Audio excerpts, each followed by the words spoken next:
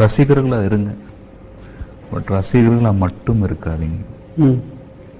படிக்கிறவங்க நல்லா படிக்கணும், வேலைக்கு போகிறவங்க இன்னும் கடுமையாக உழைக்கணும். And utilize the opportunity in life. அது வெரி ஆஃபன் வராது ஆப்பர்ச்சுனிட்டிஸ். இளைஞர்களாக இருக்கீங்க, அந்த டைமை வந்து யூட்டிலைஸ் பண்ணிக்கோங்க. It's very important.